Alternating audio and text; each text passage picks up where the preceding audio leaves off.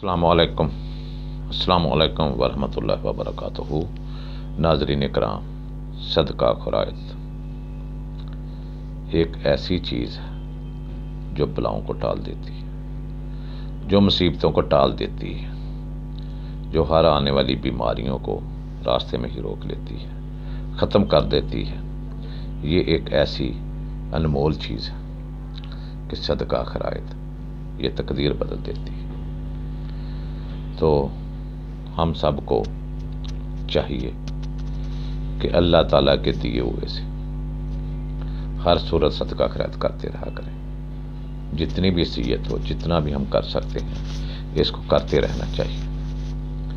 और आज मैं आपके लिए इसी टॉपिक पे ही बात करना चाहता हूँ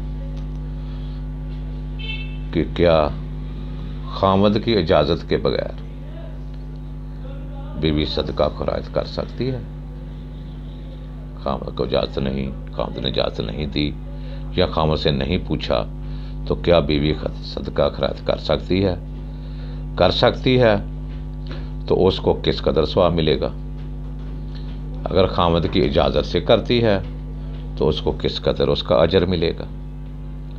ये आज मैं आप सल्लल्लाहु अलैहि वसल्लम के फरमान के मुताबिक, हदीस शरीफ के मुताबिक आपको सब बताने वाला हूँ। इससे पहले मेरी तमाम दोस्त, बहन, भाइयों, बेटियों से गुजारिश है कि इसको आखिर तक ज़रूर देखा करें।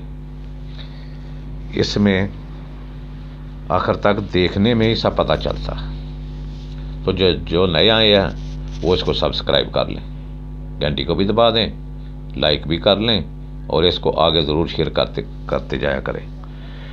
तो नाज़रीन, मिशकात शरीफ की एक हदीस पाक है जिसमें आप सल्लल्लाहु अलैहि वसल्लम, मेरे आका नामदार हज़रत मोहम्मद सल्लल्लाहु अलैहि वसल्लम इरशाद फरमा रहे हैं कि जब औरत अपने घर के खाने में से ऐसी तरह सदका करे कि असराफ वगैरह से इसको ख़राब ना करे तो इसको खर्च करने का सवाब है, और खामद को इसलिए सवाब है कि उसने कमाया था, और खाने का इंतज़ाम करने वालों को, मर्द हो या औरत, ऐसा ही सवाब है कि इन तीनों में से एक के सवाब की वजह से दूसरे के सवाब में कमी ना होगी। यानी जो घर में पकाया वो बच गया, औरत ख़राब होने से बचाने के लिए उसको अगर सर्फ करती है, किसी को खिला देती है, किसी को दे देती है, तो मर्द को सवाब है, उसने कमाया है, औरत को सवाब उसने दिया है। तो जो उसका बावर्ची है, वह औरत है या मर्द है, जिसने पकाया है, उसको भी सवाब है, उसने पकाया है। फिर इन तीनों के सवाब में कमी नहीं होगी कि एक को ज़्यादा सवाब मिल गया, दूसरे में कमी हो गई। नहीं, ऐसी कोई बात नहीं, इसमें कोई कमी नहीं होगी, ये तीनों को बराबर सवाब मिलेगा। मगर हजूर पाक सल्लल्लाहु अलैहि वसल्लम का इरशाद पाक है कि जब औरत खामद की कमाई में से उसके बगैर हुक्म के खर्च करे तो उस औरत को आधा सवाब मिलेगा। हज़रत साद रज़ियल्लाहु तआला अन्हु फरमाते हैं कि जब हजूर सल्लल्लाहु अलैहि वसल्लम ने औरतों की जमात को बैत किया तो एक औरत खड़ी हुई जो बड़े कद की थी। ऐसा मालूम होता था जैसा कि कबीला मज़र की, क्योंकि उनके कंध लंबे होते हैं। और अर्ज़ किया, या रसूलुल्लाह सल्लल्लाहु अलैहि वसल्लम, हम औरतें अपने वालिदों पर भी बोझ हैं, अपनी औलाद पर भी और अपने खामदों पर भी बोझ हैं। हमें इनके माल में से क्या चीज़ लेने का हक़ है? हजूर सल्लल्लाहु अलैहि वसल्लम ने फरमाया, तरोताज़ा चीज़ें जिनके रोकने में ख़राब होने का अंदेशा हो, खा भी सकती हैं, दूसरों को दे भी सकती हैं। ये भी मिशकात शरीफ की हदीस है। एक और हदीस पाक में हजूर अक़दस सल्लल्लाहु अलैहि वसल्लम का इरशाद पाक वारद हुआ है कि अल्लाह जल्ल शानहू रोटी की एक लुक़मा, खजूर की एक मुट्ठी की वजह से 3 आदमियों को जन्नत में दाखिल फरमाते हैं।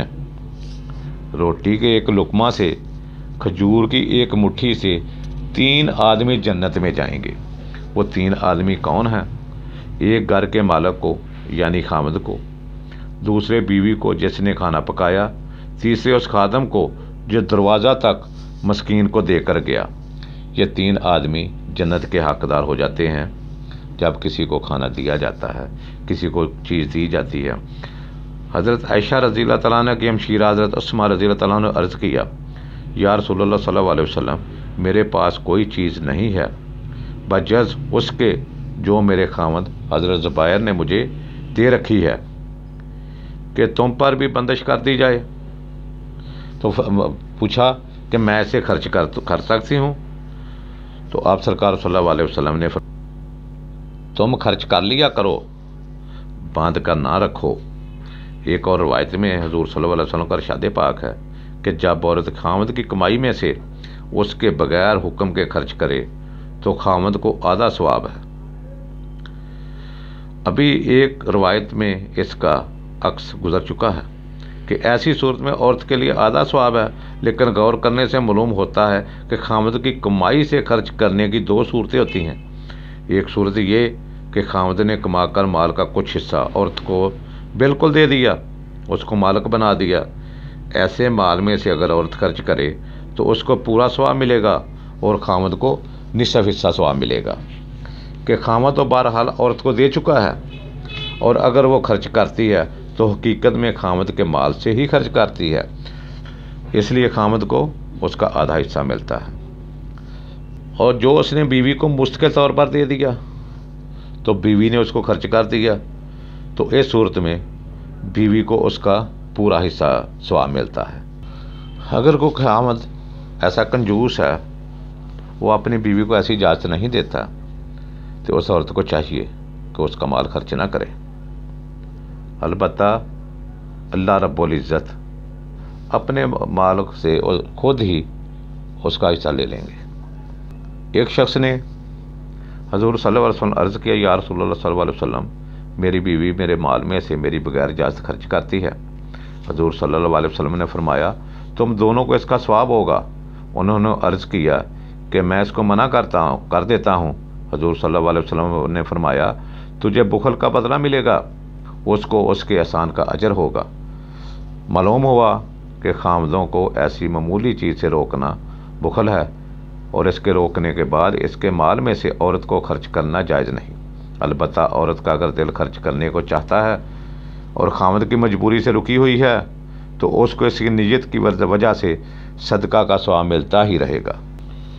حدیث مبارکہ ہے کہ مسلمان خزانچی امانت دار مالک کے حکم کی تعمیل پوری کھندہ پیشانی اور خوش دلی کے ساتھ کرے، اور جتنے دینے کا اس کو حکم ہے اتنا ہی دے دے، تو وہ بھی صدقہ کرنے والوں میں ہے۔ مشکوٰۃ شریف میں ایک حدیث میں ہے کہ اگر صدقہ بالفرض 7 کروڑ آدمیوں کے ہاتھ سے نکل کر آئے گا تو آخر والے کو بھی ایسا ہی ثواب ہوگا جیسا کہ اول والے کو۔